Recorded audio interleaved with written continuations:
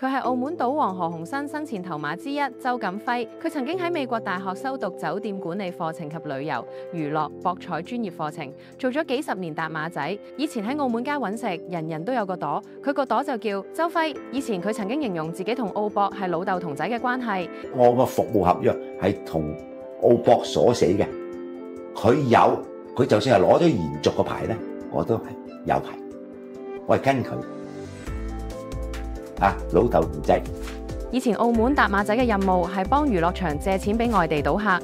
周錦輝當時話要做一個成功嘅搭馬仔，有幾個條件，但係最重要嘅係要知道個客喺邊度。唔係話佢一定要即刻還，但係你要知道佢喺邊度賭，間間俾嘅，佢賭100萬嘅可以嘅，佢去10間賭場咪賭1000萬咪死人，咁 over credit。咁所以咧做 marketing 咧就要每一個鐘頭都要知道客人喺邊度。做搭馬仔經驗非常重要，眼前呢個客人值得借幾多俾佢呢？同客人接觸就十分重要。做人咧冇接觸冇破綻嘅，咁我同你傾偈，你就知我多啲嘢。所以我同啲客人點樣個語言上溝通咧？呢個係一個技術，我哋可以知道嘅。呢個係第六感覺嚟，真嘅。呢個你係學唔到嘅。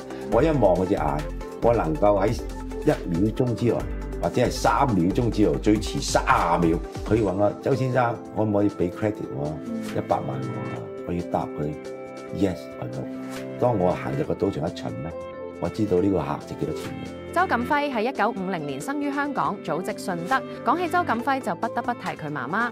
呢位被稱為娥姐嘅女強人，周錦輝出生喺富裕嘅家庭，可惜佢爸爸好早就過咗身，留低佢嘅媽媽林鳳娥獨自將6個細路養大成人。細個時候屋企除咗6個細路仔，仲有親戚寄養嘅另外3個，一共9個。林鳳娥一邊要打理丈夫留低嘅事業，一邊要照顧9個細路。不過林鳳娥不但將屋企嘅事情都安排妥當，並且將丈夫留低嘅事業打理得更加興旺。林鳳娥早年曾經同霍英東合夥開發房地產，香港銅鑼灣嘅鳳鳴大廈就係佢哋早年一齊開發嘅項目。90年代末，周錦輝同媽媽林鳳娥進軍地產領域，喺1997年興建咗澳門置地廣場，又喺1999年開辦咗自己嘅賭廳麗駿廳，之後又喺橫琴投資咗地皮。周錦輝喺2005年同賭王共同開發咗漁人碼頭，2007年喺北京興建咗麗駿酒店，呢個係一家5星級酒店，投資20幾億。另外，投資於內地嘅環境保護公司珠海嘅麗駿龐都，投資10億以上嘅大型綜合性商場